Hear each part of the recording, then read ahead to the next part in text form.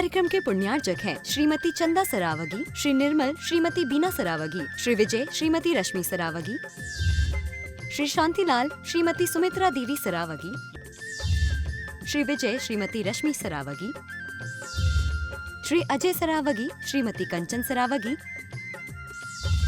समस्त सरावगी परिवार कोलकाता। मंत्र के स्मरण के लिए अपना मानस तैयार करें।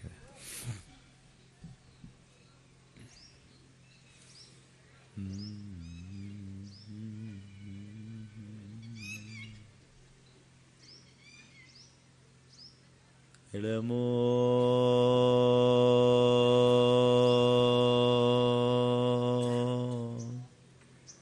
अरिहंताणं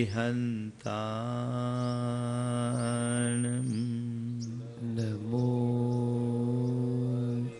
अरिहंताणं नमो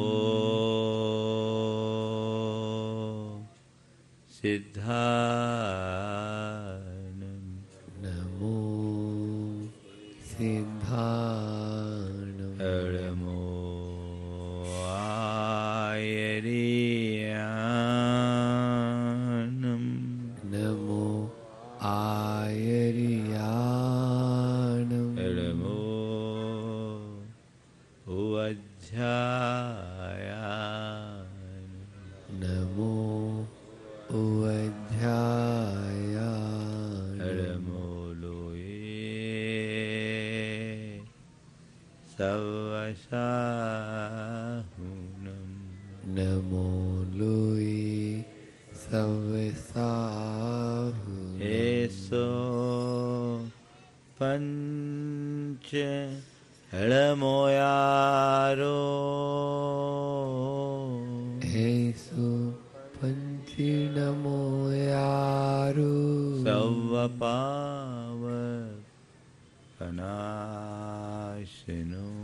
सव पावपणासिनो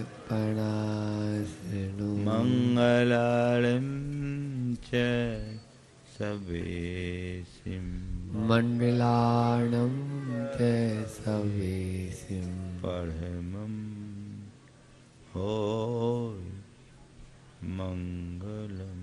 परमं होय मंगलम। जय बोलो देवादिदेव 1008 श्री भगवान महावीर स्वामी की अहिंसा परमो धर्म की परम पूज आचार्य गुरुवर श्री विद्यासागर जी महाराज की परम पूज्य मुनि श्री 108 प्रमाण सागर जी महाराज की, पूज्य मुनि श्री 108 निर्वीत सागर जी महाराज की।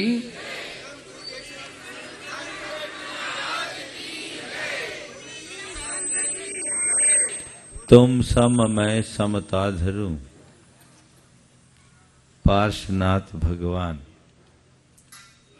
सहज शांत निर्भय बनूं दो ऐसा वरदान।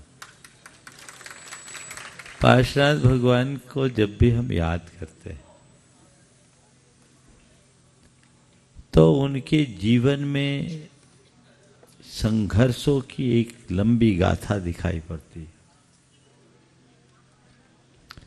10 भाव तक लगातार उपसर्ग सहा, लेकिन हर भाव में उनका उत्कर्ष हुआ। उपसर्ग में भी उत्कर्ष।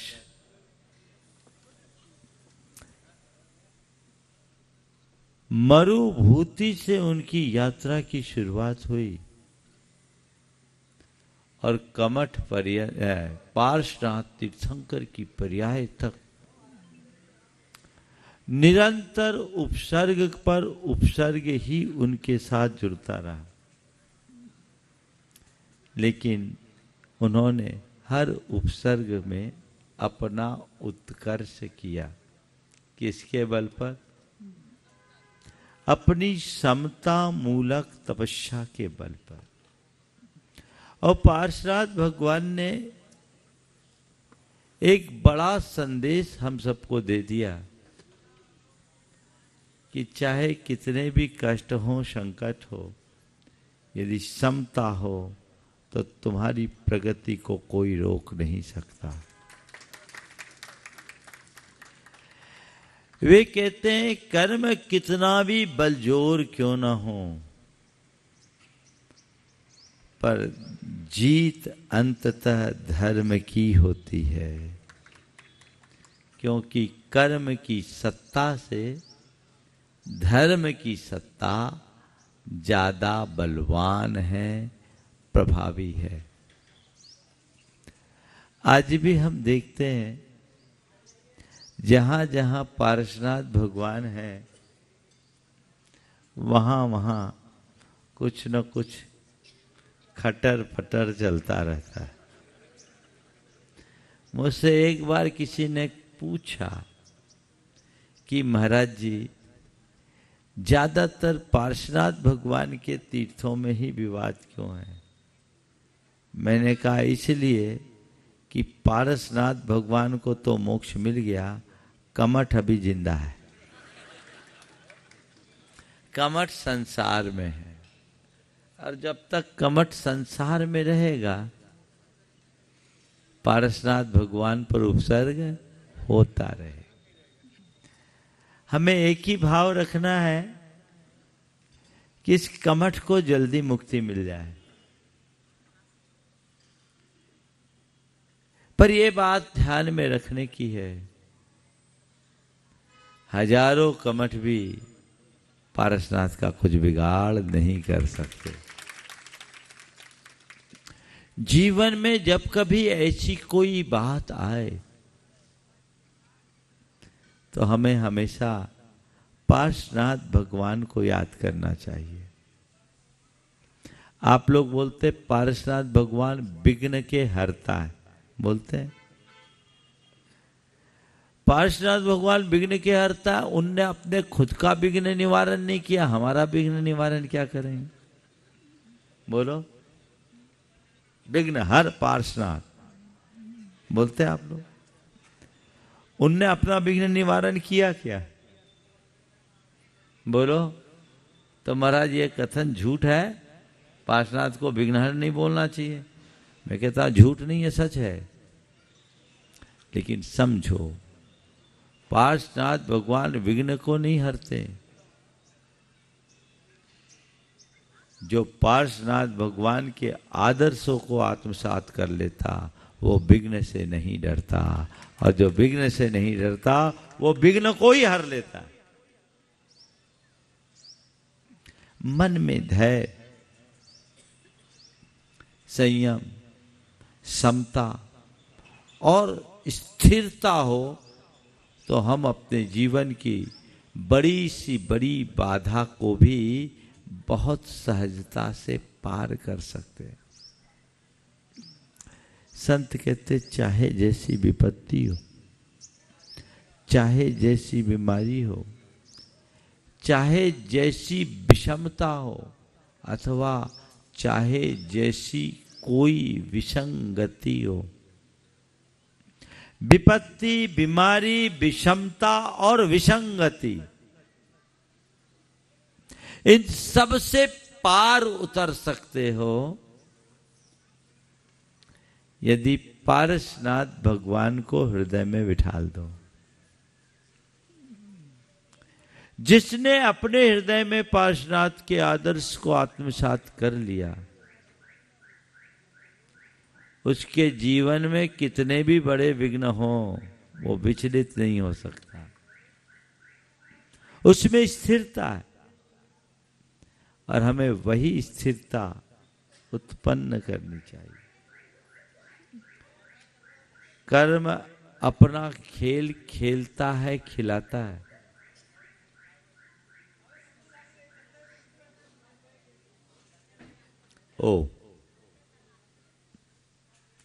कर्म अपना खेल खेलता है, खिलाता है,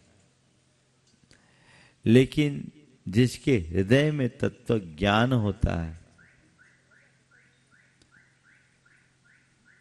वो कर्म के खेल से प्रभावित नहीं होता। पार्श्वनाथ भगवान उदाहरण है, क्योंकि उनके अंदर आत्मक ज्ञान था। आत्मक ज्ञान से वो शक्ति मिलती है जो सब संकटों को सहने की सामर्थ्य देता है, शक्ति देती है, शक्ति प्रकट करता है, और वह सामर्थ्य हमारे अंदर स्थिरता और समता लाती। अपने अंदर ऐसा भाव विकसित करना चाहिए। आज आपको थोड़ा सा कुछ हो जाए तो घबरा उठते होते। एक बार एक ने कहा, महाराज जी हम इतना धर्म करते फिर भी हमारे ऊपर संकट क्यों आता है? हमने कहा, पारसनाथ भगवान से ज्यादा तो धर्म नहीं करते हो। तुम धर्म करते हो, पाप भी करते हो, और धर्म से ज्यादा अनुपात पाप का रहता है। फिर भी पार्श्वनाथ भगवान को देखो, 10 भावों में कोई रिकॉर्ड खराब नहीं है क्या? पार्श्वनाथ भगवान के 10 भाव के ज्ञात रिकॉर्ड को पलट करके देखें तो कहीं कुछ भी गलती उनकी नहीं दिखती। फिर भी उन पर कष्ट आया ना? आया कि नहीं आया?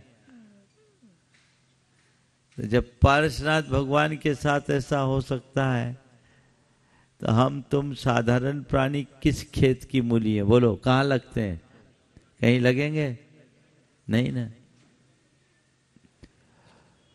तो जो लोग कहते हैं कि हम धर्म करते हैं, हम पर कष्ट आता है, वे ही लोग ऐसा कहते हैं जिनने धर्म को ठीक तरीके से समझा नहीं। ये मान के चलते हैं कि धर्म करने से कष्ट का निवारण होता है। उनके जीवन में आगत कष्टों को देखकर वो विचलित होते हैं और ये सवाल करते हैं कि हम धर्म करते हैं तो भी हमें इतना कष्ट क्यों आता है। लेकिन जो धर्म के मर्म को समझ लेते हैं वो जानते हैं कि धर्म से कष्ट का निवारण नहीं होता, धर्म को धारण करने से कष्ट को सहने की ताकत आती है। धर्म हमारे संकटों को टालता नहीं, संकटों में संभालता है।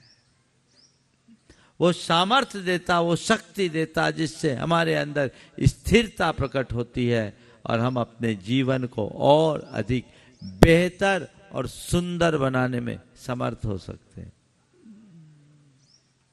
तो मन में समता लाइए, स्थिरता लाइए। कैसे भी कर्म का उदय हो, अविचलित रहने की दृष्टि विकसित कीजिए। तुम्हें तो कुछ होता है तो पहुंच जाते पार्श्वनाथ भगवान के पास, मेटो मेटो जी संकट हमारा, है ना। और पार्श्वनाथ भगवान वो कहते ध्यान रख, किसी के सामने जाके गिड़गिड़ाने से तेरा संकट दूर नहीं होगा। संकटों का सामना करना सीखोगे तो संकट दूर होंगे। अपने अंदर वैसी क्षमता सभी को विकसित करनी चाहिए, और वो क्षमता यदि अंतरंग में विकसित हो गई तो हमारे जीवन का पथ सुनिश्चित तौर पर प्रशस्त होगा। आज बहुत अच्छा सुयोग बना, पारसनाथ भूमि भगवान की इस अतिशयकारी भूमि में आने का योग बना।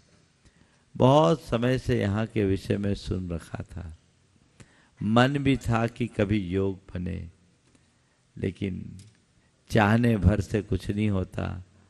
आज ये योग बन गया। यहाँ भगवान के दर्शन करके मन बड़ा गदगद हुआ, लेकिन यहाँ पर भी एक लंबे समय तक संघर्ष चला। अच्छा हुआ कि लोगों को सद्बुद्धि आ गई और एक समझौता हो गया। सब अब अच्छे से धर्म ध्यान कर रहे हैं। हमें भी यही रास्ता अपनाना चाहिए। यदि लोग सही समझ ले तो तीर्थों के नाम पर जो लड़ाइयाँ चल रही है वो पल में खत्म हो जाए।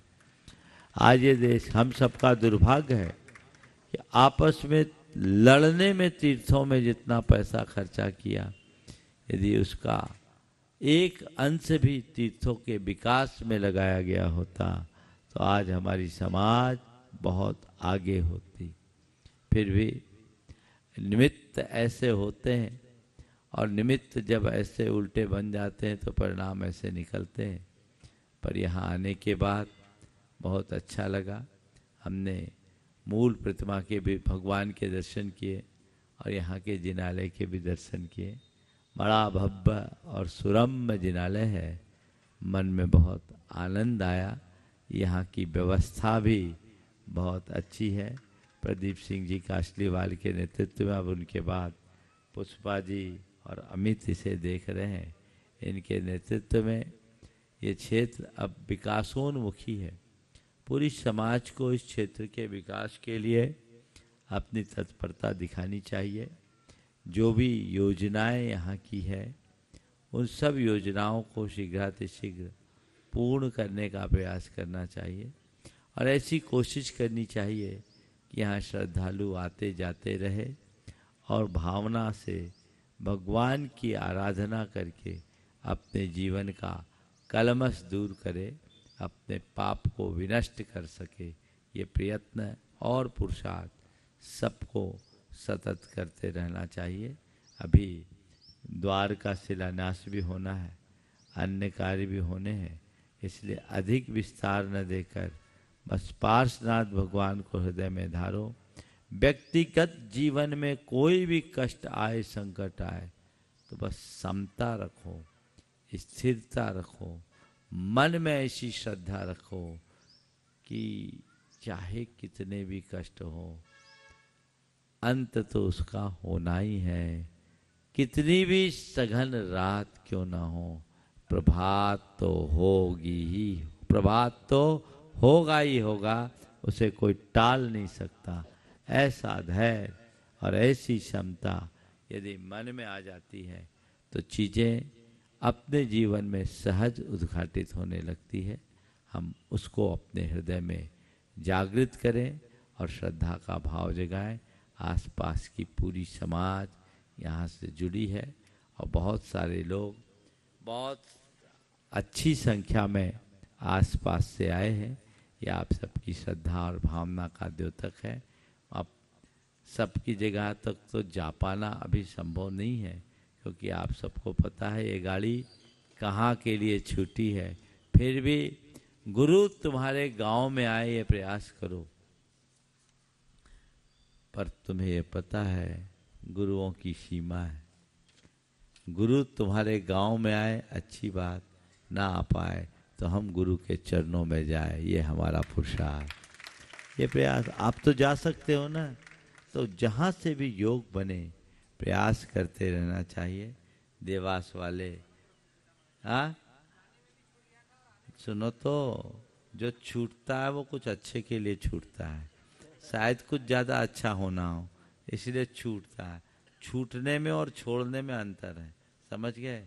छूट जाए पर तुम मत छोड़ो, पकड़े रहो तो रास्ता अपने आप खुलेगा। शाजापुर के लोग, अकोदिया, सारंगपुर, सुजालपुर सब लगे हैं। अब जिन जिन का योग बनेगा, चूँकि अब हमें भोपाल पहुंचना है। 6 तारीख को परम पूज्य गुरुदेव का समाधि दिवस बहुत भव्यता के साथ भोपाल में सब मना रहे हैं और हमें उससे पूर्व वहाँ पहुँचना है। तो अब समय की अल्पता है, आप सब उसी अनुरूप लाभ लेंगे और जहाँ जैसा लाभ मिल सके लें। आज का संघ का समाधान 1:30 बजे से इसी स्थान पर होगा और उसके बाद आगे का जो भी योग बनेगा आप सबको बता दिया जाएगा। तो आप सब हैं तो संघ का समाधान का भी लाभ ले सकते हैं। अभी चूँकि और कार्य है, अभी मैं समय पर छोड़ूंगा तो सब काम छूटेगा। भावना यही बातें हैं, इस क्षेत्र का समुचित विकास हो और यहाँ आकर लोग अपना विशुद्ध धर्म ध्यान कर सके। शाजापुर, सुजालपुर में ये मक्सी जी तो है ही, अकोडिया और जामनेर भी ये 2 क्षेत्र के रूप में विकसित है। ये यहाँ के लोगों की श्रद्धा भावना को विकसित करती है, प्रकट करती है। ये मालवांचल का पूरा जो इतिहास है, ये परमार कालीन इतिहास यहाँ से संबद्ध है। 9वीं शताब्दी से लेकर 12वीं शताब्दी तक यहाँ जैन धर्म का बड़ा अभ्युदय काल, बल्कि और 13वीं 14वीं शताब्दी तक अभ्युदय काल रहा है। एक समय में यहाँ बहुसंख्यक जैन रहते थे। आज समय काल के अनुसार चीज़ें बदल गई, लेकिन फिर भी हमारी भावनाएं आज भी सुरक्षित है। हम अपनी भावना को वैसे ही निर्मल बनाते हुए जीवन का उत्कर्ष करें, इस शुभ भाव के साथ यहीं पर विराम। बोलिए परम पूज आचार्य गुरुवर श्री विद्यासागर जी महाराज। सोवानी मस्तक धरु सदा ते तो हूँ धोखे, जिनवानी भारती तो है जपो दिन रहे, जो तेरा शरणा गए सो पावे सुचैन। एक माइक पंडित जी तक पहुंचा दो, वहां पे कॉर्डलेस पहुंचा देंगे तो। इस कार्यक्रम के पुण्यार्चक हैं श्रीमती चंदा सरावगी, श्री निर्मल श्रीमती बीना सरावगी, श्री विजय श्रीमती रश्मि सरावगी, श्री शांतिलाल श्रीमती सुमित्रा देवी सरावगी, श्री विजय श्रीमती रश्मि सरावगी, श्री अजय सरावगी श्रीमती कंचन सरावगी, समस्त सरावगी परिवार कोलकाता।